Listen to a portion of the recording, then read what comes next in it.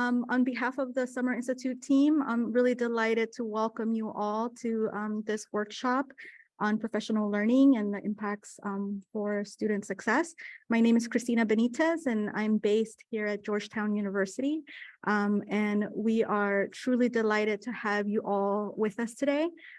For those who just joined us, please be sure to add your institutional name to your Zoom account so we can see where you are representing. Please also mute your mics during the presentation. We highly encourage you to please drop in your comments and questions into the chat and to use the Q&A feature. And when we get to the Q&A portion, I will gladly read some questions from the chat, or you may unmute yourselves to ask your question if you prefer. And so without much further ado, we want to say, immensely grateful to have with us today two very distinguished experts and committed leaders in higher education to share with us their expertise and their wisdom on initiatives in professional learning and the impacts for student success. So welcome to Dr.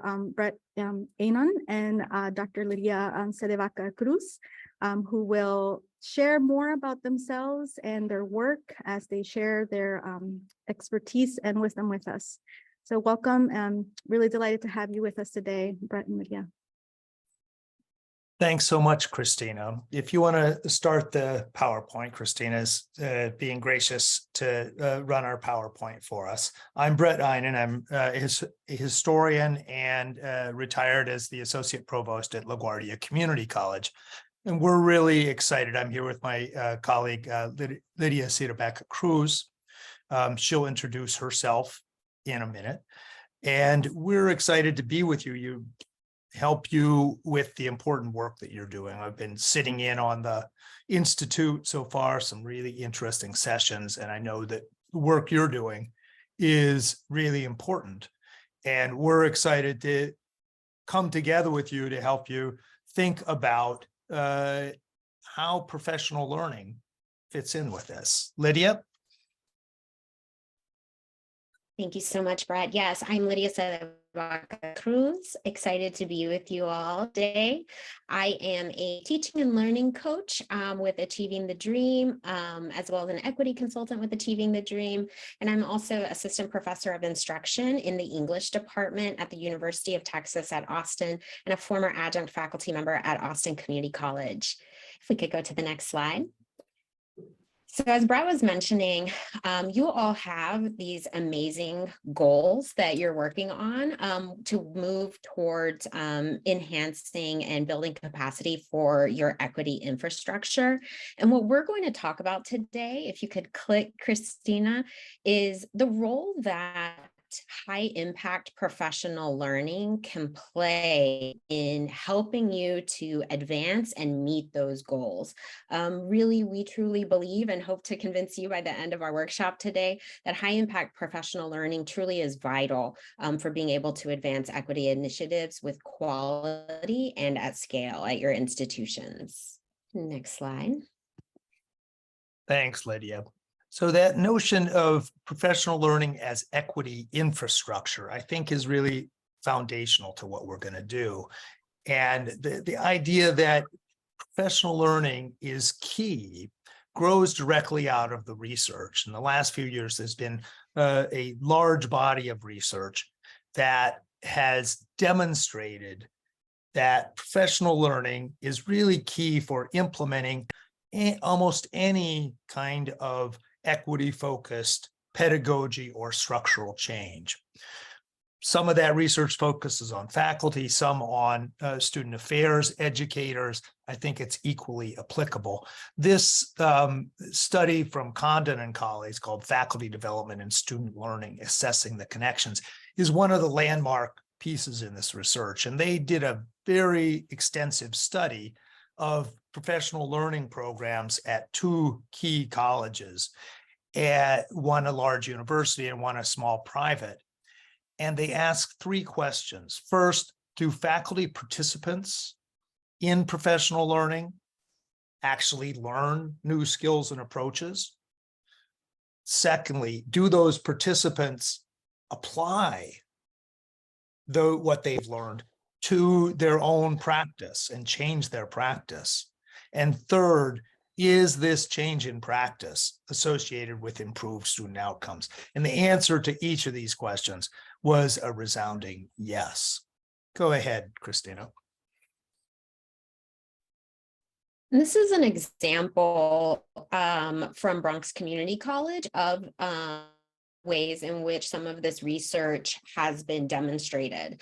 And so what we really see with this example from Bronx Community College is that intensive and robust professional development or professional learning really does have a substantive impact on closing equity gaps, on increasing student completion and persistence. So you can see here that at different levels of faculty engagement with professional learning, there are differences in the impact, right? So with a robust professional learning model, we see an increase of 10.3 percentage points in first-year student pass rates, an increase in first semester credit accumulation, and an increase in retention or persistence from semester to semester of 5.7 percentage points, over and above minimal professional development engagement. So there is definitely always some value in like one-off workshops and brown bags and things like that.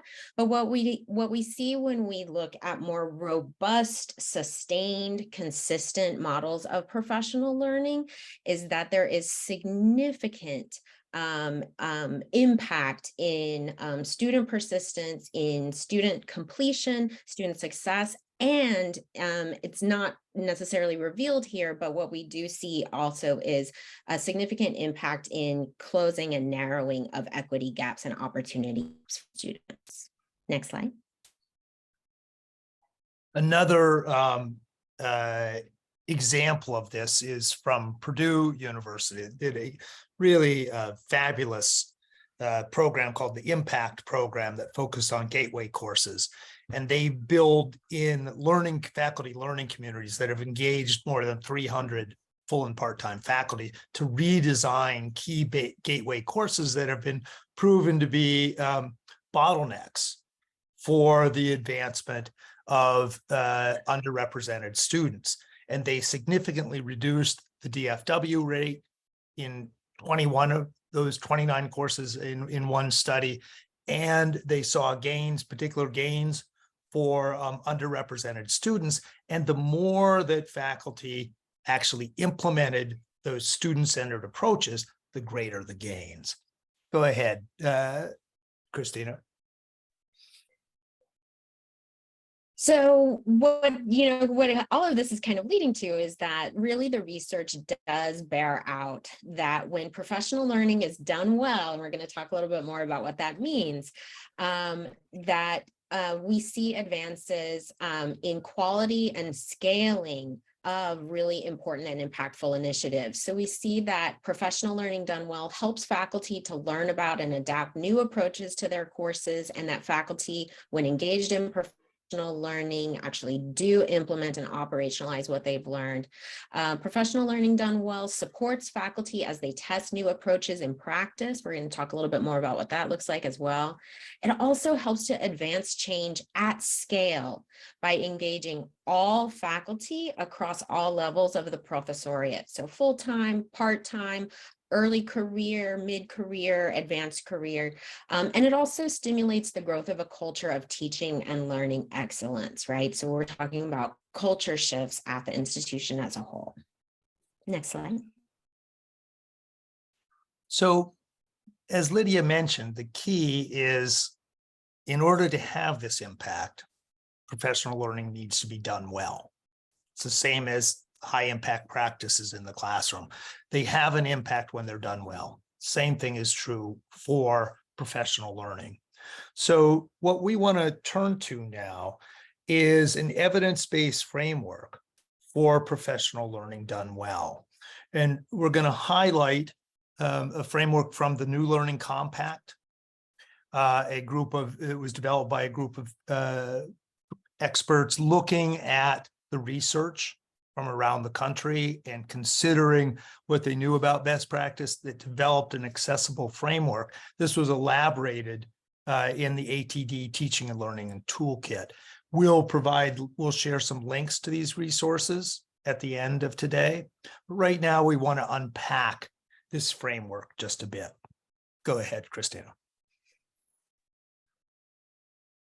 So what we've seen in the research is that equity-focused professional learning is more likely to be effective. And what we think of when we think about what does done well mean, what does it look like, is that professional learning done well is co-constructed, first of all, meaning it engages faculty as partners in a sustained inquiry-driven change process, and that it's systemic, right? So we're using a systems perspective and a system approach to put professional learning at the core of institutional policy and practice. So really, professional learning becomes this hub that serves to advance your equity goals and strategic goals of the college as a whole.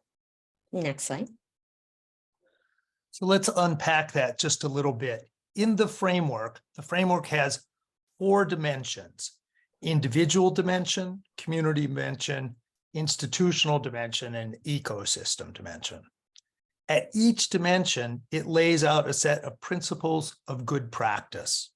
So you can see here in the individual dimension that focuses on respecting educators' knowledge, connecting with practice, engaging in inquiry and reflection, and protecting educators' time. The community dimension, it focuses on creating supportive professional community and involving all sectors of the professoriate, bridging boundaries, and learning from and with students. Go ahead. So we're going to take a deeper dive into a few of these. And just to let you know, we're going to be doing some workshopping and breakouts and things like that around these particular dimensions and these principles of good practice. So just to let you know, also, I'll be sharing a worksheet with you that has in the chat that has all of these dimensions. So please don't feel like you have to take screenshots or memorize these now. We're going to make sure you have everything you need.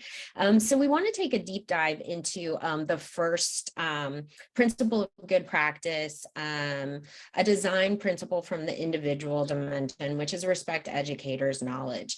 Some of you who have worked in the professional learning space or faculty development space may have had the experience of having a hard time getting faculty to participate, right? Or faculty and staff educators as a whole to participate in professional learning. And sometimes, you know, as educators, as a faculty member myself, sometimes, you know, we have this experience of professional learning where it feels like we're being talked at, or where it feels like we're being told that we are not doing something right? Like we don't have the knowledge. And so the very first good practice principle is to respect the fact that all educators come to professional learning with knowledge and respecting that knowledge, and that drawing on that knowledge and the expertise of participants in professional learning is transformative to the whole process.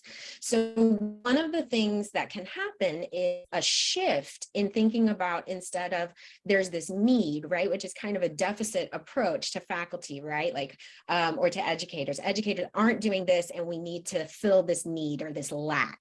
Instead of taking that approach, we can take a kind of a strengths-based approach or a knowledge-based approach to think about, what are faculty doing already that we can all work together, or what are educators doing already that we can all work together to co-construct knowledge in a professional learning space.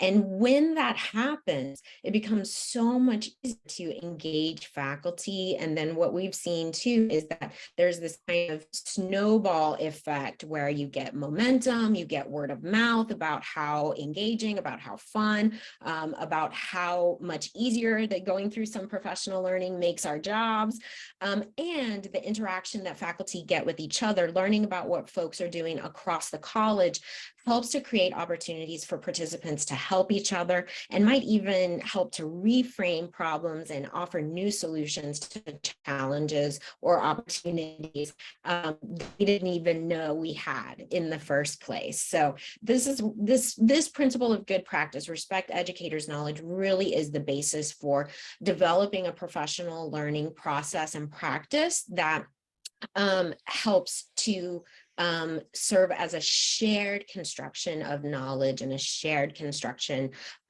together, co-construction of meaning, which really does lead to culture shift. Next slide. Thanks, Lydia. So that's foundational. There's other key principles we're going to touch on briefly. One is engage, inquiry, and reflection. And this is encouraging, setting up your professional learning so that it doesn't just introduce people to new ideas, but so that it supports them as they work on testing those in their actual learning environments, whether they're classrooms or co-curricular activities or advising, and then engaging in ongoing exchange as they reflect on what they're seeing and refine those processes and practices and build them into their regular processes. Go ahead. Yeah, so the next deep dive we're going to take into a good practice principle comes from the community dimension. And it's the first one in the community dimension, creating support professional communities. So this kind of comes from the perspective that changing our teaching and learning practice involves taking personal and professional risks, and that is much easier to do when you know that you have the support of folks above you, at the same level as you, right? That, we're all in this together, and we know that we're going to be supported with time, that we have people can ideas off of, and that there is, kind of just a social, right? It's this systemic aspect, right?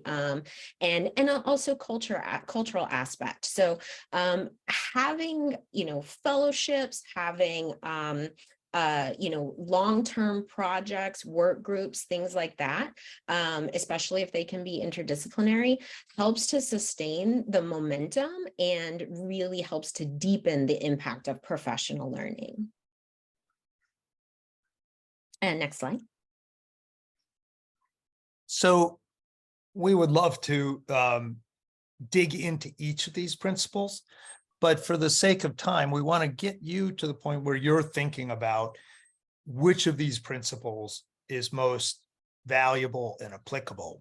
So we're going to move in a minute to some discussion of that, working in small groups. We want to just quickly point to the principles of good practice in the institutional and ecosystem dimension. It's really critical, the work at individual and community dimensions, but professional learning needs institutional support in order to thrive. So integrating changes in pedagogy, curriculum, and assessment requires an institutional strategy, thinking about how you connect professional development with the strategic priorities and strategic planning and resource allocation of your institution. How can you leverage the reward systems of your institution to support educator engagement in professional learning? Thinking about promotion, tenure, appropriate kinds of rewards for part-time faculty and for staff, and building a learning culture are all key principles in the institutional dimension. Similarly, we recognize that institutions don't exist in a vacuum. They're part of systems, whether those accreditation systems, state systems, partner institutions. So thinking about how we can leverage our system connections, building partnerships and exchange, capitalizing on strategic messaging from national organizations and broader research, leveraging external funding, building in professional learning into our grant proposals, and engaging internal and external stakeholders. Go ahead to the next slide.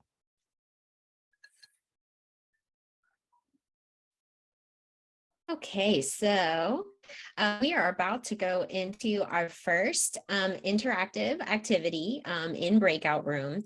And we're going to start out, once you get into the breakout room, we want you just to start with a couple of minutes of individual reflection. What we're going to ask you to reflect on, so we'll get into the breakout room, we'll see the name of a particular dimension as the title of the breakout room. So you'll see individual, community, institutional, or ecosystem. And I'm going to go ahead and send this document in the chat, which has all of the good practice principles that you see here for each dimension. What we want you to do to start off is just to reflect briefly on, in your particular dimension, what are 1 to 2 good practice principles that you think are particularly important and why? And you can take some time to write that out if you want, or just reflect thinking about it, but just be prepared to share your choices in your group and explain why you chose them. And then after that, we're going to open up to some discussion. Yeah, next slide. Bret's going to tell you what to do after that. So each of you will be put into a group. And after you've done some quick reflection, what we want you to do is share your thinking. Of course, there's not a right answer to this. It's what do you think? But think about where you see similarities and difference, and if you can, come to agreement on one principle that you all think is highly important. We know some of you are in large rooms with groups. What you might want to do is just quickly break yourselves up to focus on different dimensions so that you've got, and then pair within that dimension. So I'm going to leave that to you. I know that you're experts at this, and there's a lot of different groups engaged here. So we're going to break into groups now. Preetha has graciously created groups for us, so we appreciate that. So go into the groups, look at the document, and reflect for just a few minutes, and then talk with the people in your group. Thank you for coming back. We apologize for the hang up with the breaking into groups. Those things happen in Zoom sometimes, and we appreciate everybody's resilience in working through that. What we wanted to do, we'll adjust so that we don't do breakouts in the second part. We'll just have some conversation before we move to some case studies. We wanted to just quickly hear from you which good practice principle came up for you as particularly important. So if you can use chat to quickly identify which principle, and if you want to say quickly why. And Siobhan has started us off by highlighting the importance of learning from and with students as one of the principles in the community dimension, integrating students into the professional learning process and into the professional learning conversation, which can really transform the ways of learning and the authority relationships in the classroom. So are there if people can put in, your which principles seem most important to you? Amy identified rewards and ways to incentivize participation. So Amy, do you want to just quickly say a word about that? Sure. I think where we landed, well, okay. One was we felt it was important for reaching all of the professoriate. So for adjunct faculty whom, have a lot of practical constraints that might prevent them from being there, and then all the way up to, say, full professors that maybe aren't being reviewed anymore and don't really have a lot of motivation if they're at the top of the salary scale, that different kinds of rewards might speak to each of them. Some of them cost money, and we are many institutions in a time of like limited budgets. So we were kind of ending our conversation by thinking through different kinds of rewards, such as either public acknowledgement or the ways that it leads to a better classroom experience that just makes your actual day-to-day job even more pleasant, but things that don't necessarily have a dollar or, price tag attached to it. When things like stipends or, promotions, et cetera, are not necessarily within one's means. That's so important, and there's ways to do that both at every stage of faculty promotion and work with part-time faculty and staff. So being smart about that can both make professional learning broader and more engaging and more cost effective. So I think that's really critical. Do folks have other principles? I see from Penn State Harrisburg is to identify the professional development needs of the faculty before offering those opportunities. Yeah, and then connecting that to faculty promotion and tenure. So both of those are really important, right? One is about recognizing the people, your faculty, your educators are powerful, thoughtful people who know something, and getting their input into what would be most useful would be really important, as well as then building those reward systems. UC Riverside, again, that focused on the faculty rewards, excellent. And Maria Christina, do you want to quickly articulate, your thought about this?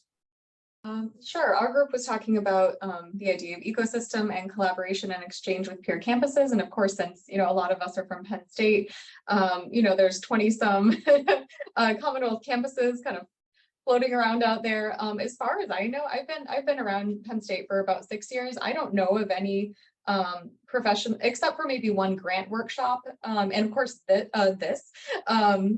especially in terms of professional development initiatives, like among Commonwealth campuses to really bring them together.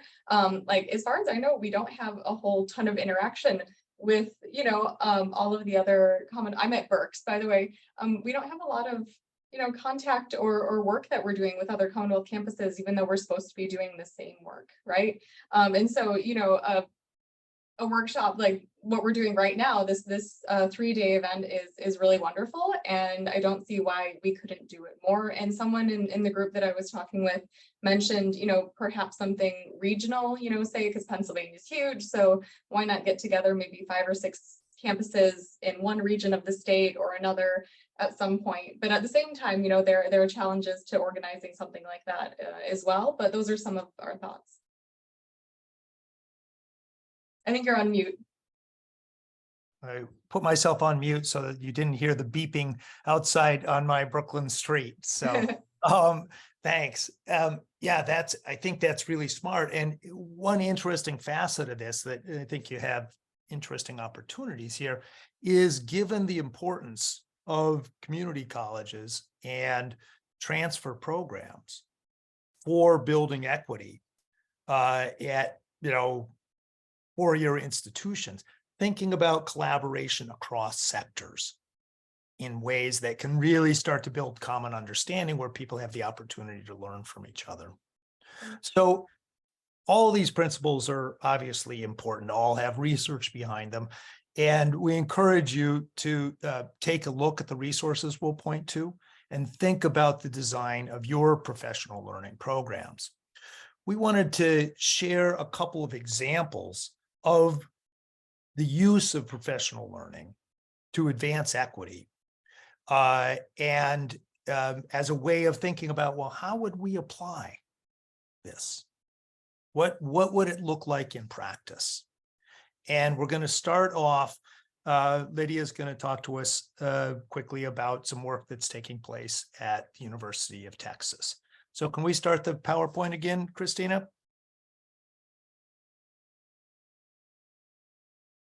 So I have had the opportunity to participate in some of the work that the Center for Teaching and Learning at UT Austin puts together.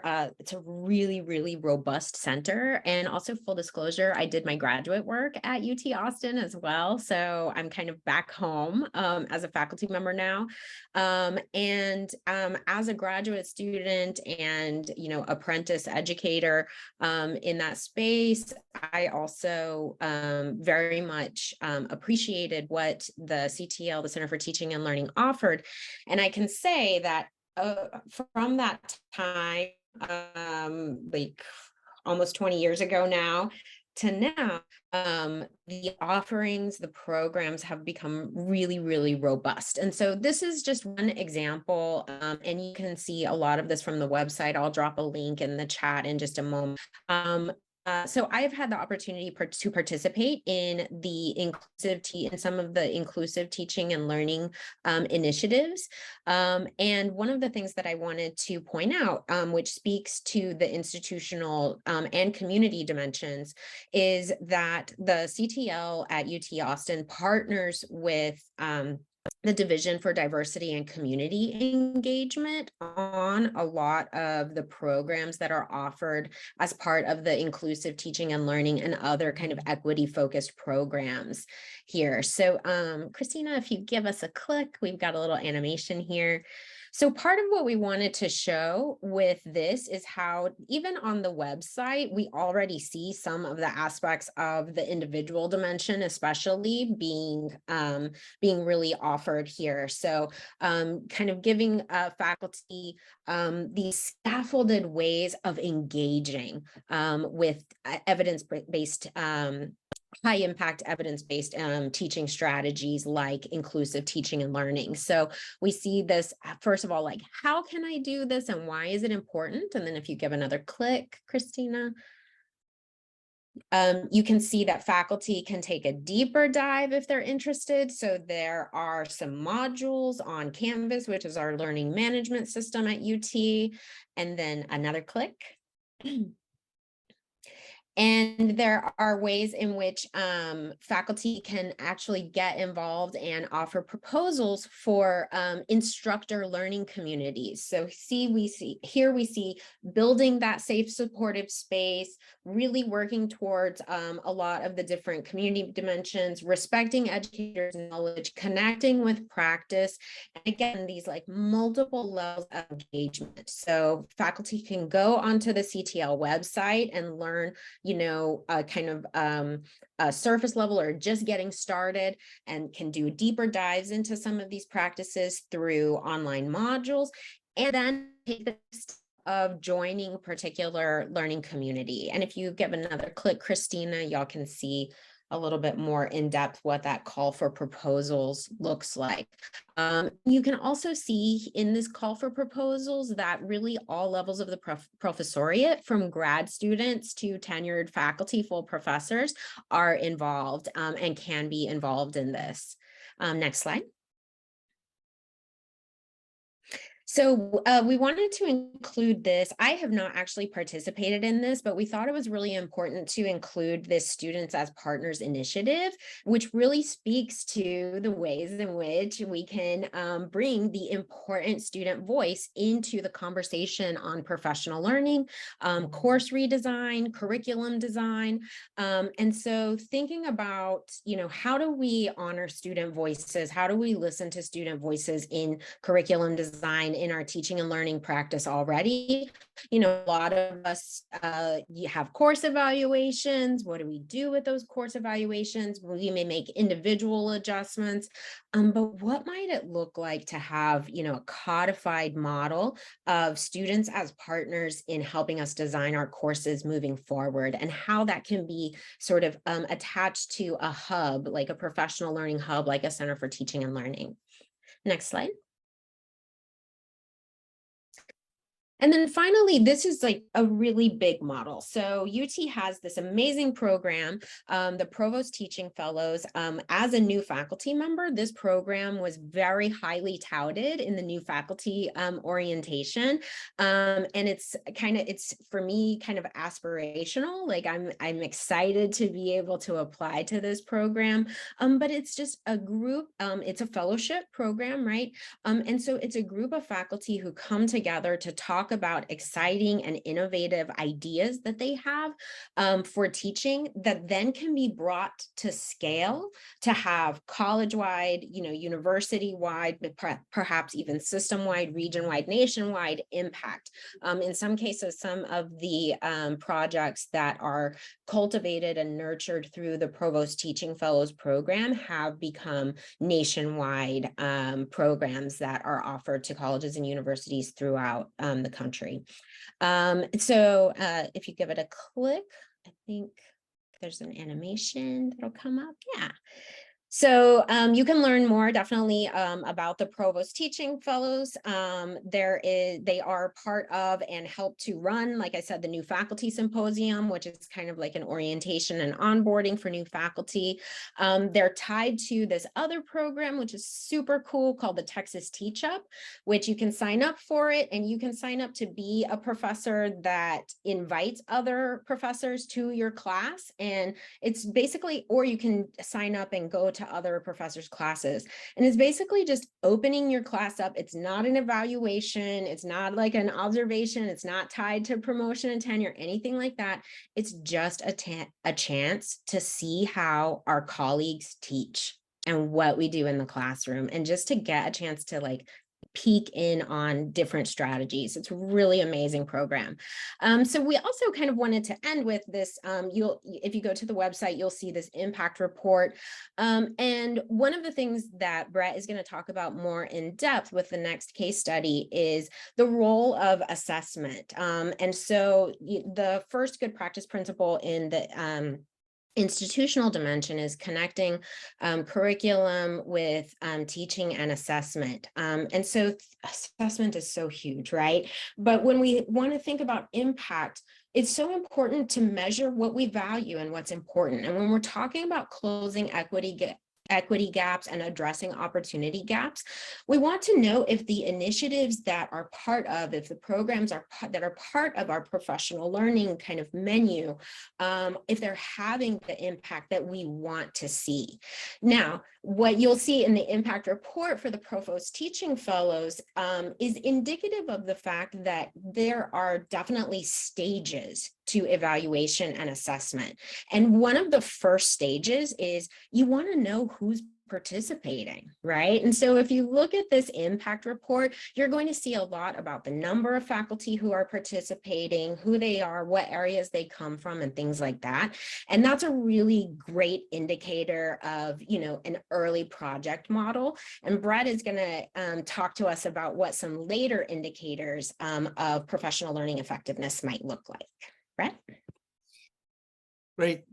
Thanks, Lydia. So go ahead, Christina. So Lydia's discussion about the UT program hopefully gives you some ideas about ways that you might use professional learning to advance equity on your campus, and particularly connecting it to your plan.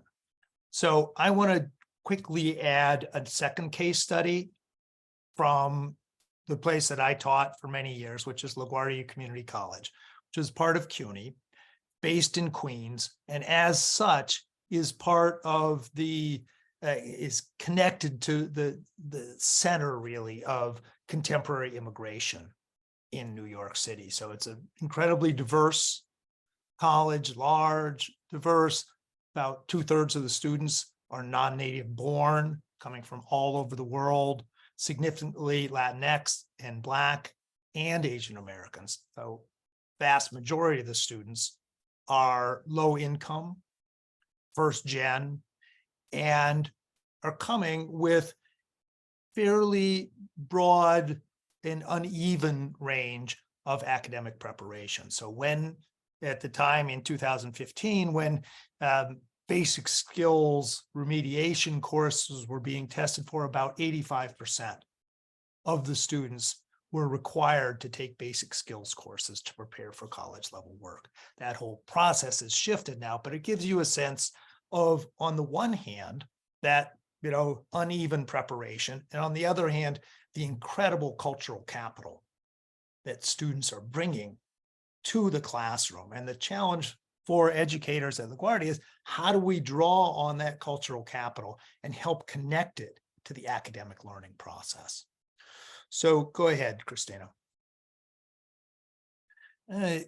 Just quickly look at one of the many efforts that we engaged with. So in 2011-12, we did an intensive study of our data and our programs, and we saw that we were having a big problem with retention and completion. Particularly, we were losing a lot of students at the end of the first year, and that this was affecting all of our students, with a particular impact on our Black and Latinx students. So we identified, through looking at our services, that there was a lot out there, but it was siloed and fragmented and not reaching students effectively. So we decided we needed to rethink advising and our first year experience to go to where students were at and engage them more directly. Go ahead. As we did that, we created a task force on advising and one on the first year experience. I'm going to focus on the first year experience. Could spend a lot of time on advising as well. And really, advising fed into one particular aspect of the first year experience, which was our first year seminar. So our task force came up with a series of actions to transform the first year experience, including creating a new first year seminar that would be credit bearing and required, discipline based, taught by disciplined faculty, but would integrate advising throughout the course. So not all, kind of using the advisors to help faculty do effective advising, making sure that all students were getting advised using a holistic, student-centered pedagogy that focused on what students were bringing to the classroom, and the use of an e-portfolio that would help students reflect on what they were bringing, their cultural backgrounds, their communities, their experiences, surface that and value that as a key piece of the academic learning process in this first year seminar. A final piece that was really important was we built in peer mentoring and peer tutoring. We had a group of upper level students who worked with faculty, both in designing the courses and teaching the courses and providing support to the students. Go ahead. So this was really a collective effort, and it was a great plan, but it would not have succeeded if we hadn't done intensive professional learning.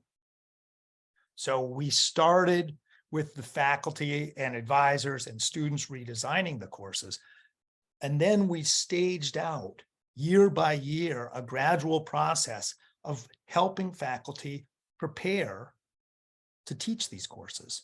There was a lot to learn. There was new pedagogies, new curriculum, new technologies, the work with the student success mentors. All of that required some significant learning. And we recognized that it wasn't just enough to kind of study this and think about it, but people needed ongoing community support as they tried this out with students, that the real learning was taking place as they engaged in rethinking their practice with, in engagement with real life students, real life first year students. So we brought our student success mentors into that conversation at multiple points, both in our seminars, and then had our faculty and our SSMs talking all the time about what was going on in the class and how could they be, helping students succeed. So the SSMs both helped students, but they also helped faculty understand the student perspective. Couldn't have worked without broad and sustained institutional support.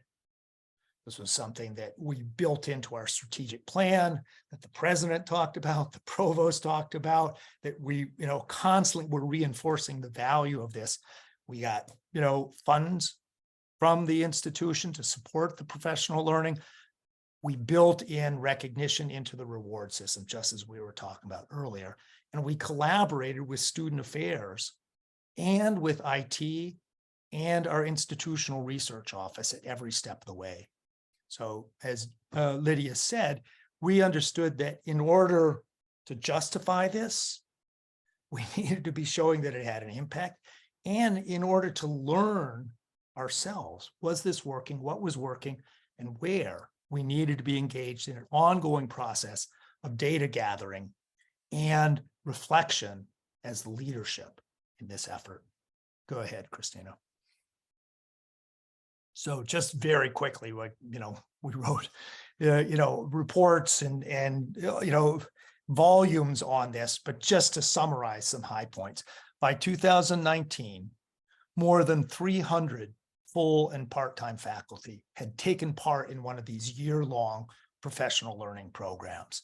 And the faculty overwhelmingly said that the seminar not only helped them be successful in teaching this very new type of course, but they also pointed to changes in their teaching more broadly, that the emphasis on engaging with students' prior learning with their cultural capital started to feed into all their courses. Go ahead and click, Christina.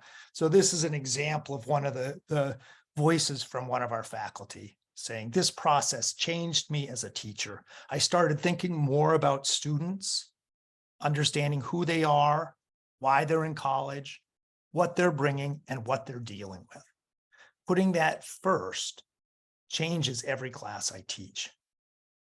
So faculty were not only taking part in the professional learning, and we weren't just counting who, how many and who, but also looking at what was the impact.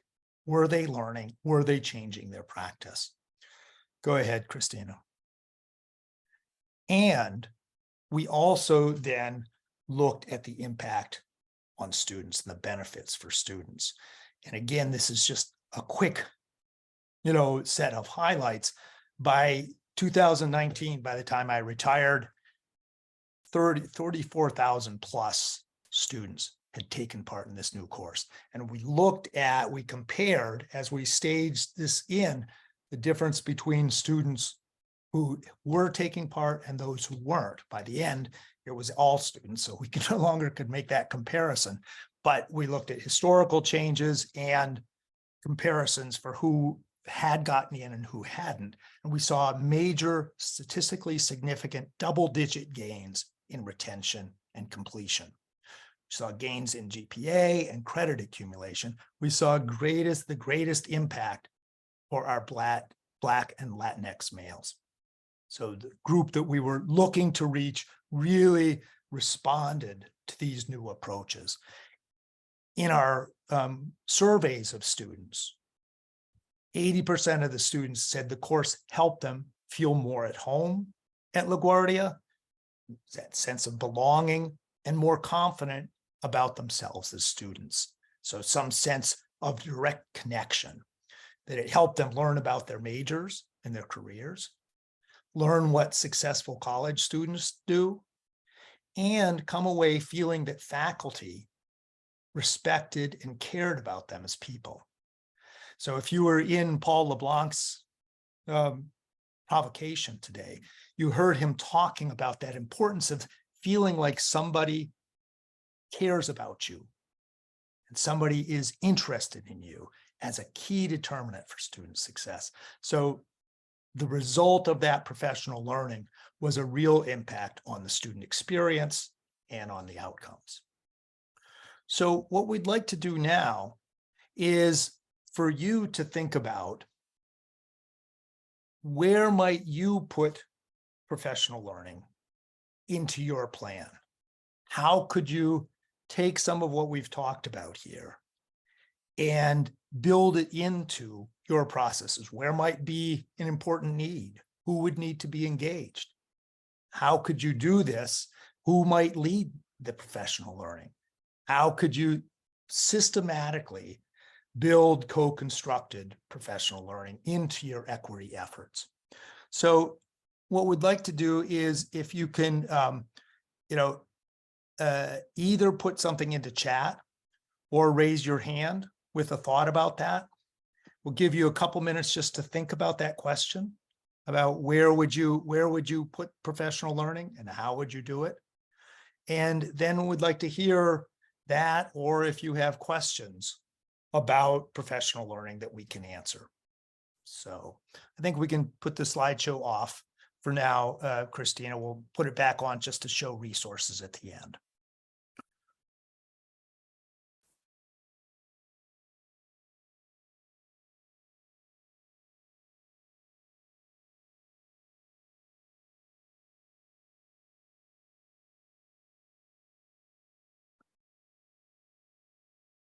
Okay, so let me just ask for some volunteers. Where are you thinking either you already have professional learning built in, or that you could put professional learning into your plan? And how would you do it? Can I get some folks sharing initial thoughts about that? Would be great to have this is where we were going to do a whole breakout, but given our time, we're just going to have a whole group conversation. So who's got some thoughts about that?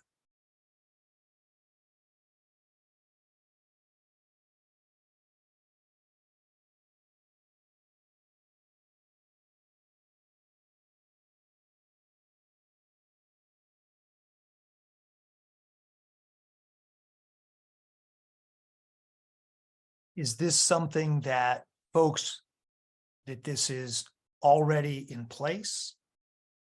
Or is this something new that you need to be thinking about?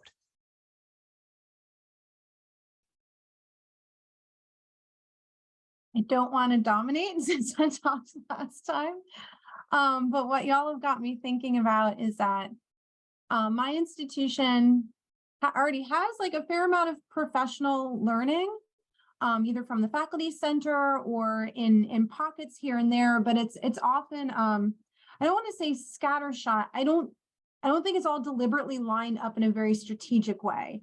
So I would love to see something like, how do we attach this specifically to courses with, say, high DFW rates? Or what if you first focused on the courses students are most likely to take their first year, and you did that for a year, and then you moved on, like, now let's hit a stream, but just something more intentional and in a big picture way, instead of these like pockets all over the place that might not be very effective.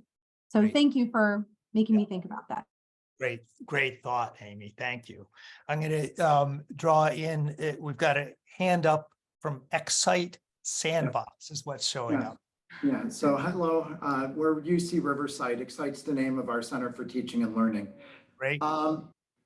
We already are doing at scale something very similar to what Lydia showed at UT Austin.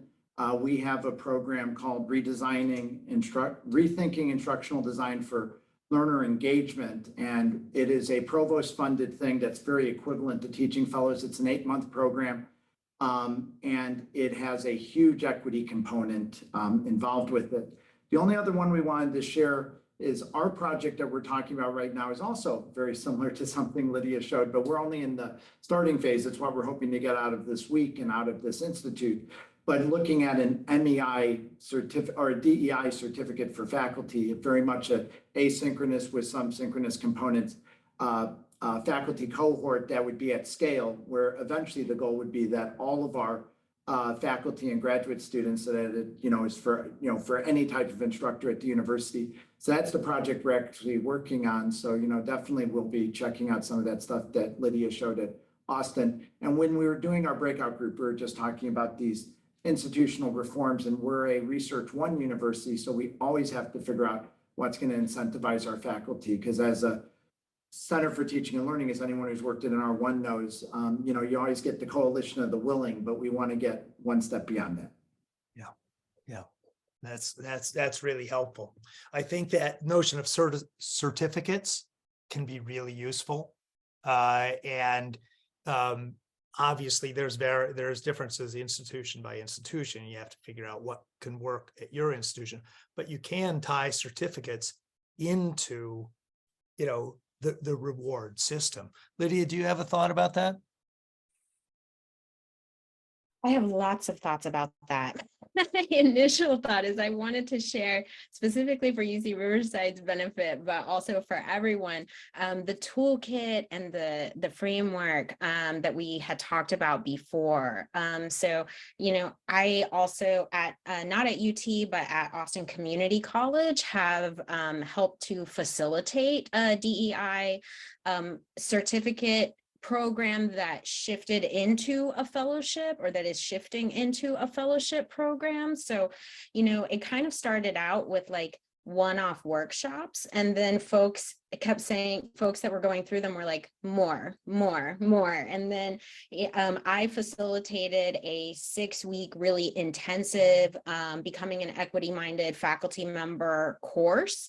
And even after that, participants were like, more, I want more, we need more time on this. So so I would just say, you know, expect that, right? Like always be thinking like, what is going to be next on the horizon for this DEI work, because it's really in high demand from my experience.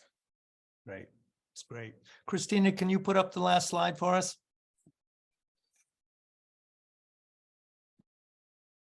Thanks so much, Lydia, and thanks to all of you for your patience with our tech problems and your good thoughts.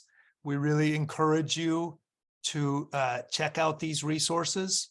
So this has links to the New Learning Compact, the toolkit, to an article in Change Magazine about this kind of work, and a new report that we've just issued examining the state of the field around some of these practices. So hopefully all these are useful to you, and hopefully you're able to think about how you take this, the ideas we've been talking about here, and incorporate them in your plan, both this week and really in an ongoing way. As Lydia just pointed out, this is a long-term process. So we thank you for your engagement today. Thanks to Christina and Preetha for help. And I want to thank Lydia for bringing her expertise to this process. So have a good my pleasure. And I just dropped my email in the chat if anybody wants to connect after as well. Wonderful. Thank you, Bret. Thank you, Lydia. And thank you everyone for joining us today. We will be sharing the resources and these links in Sched.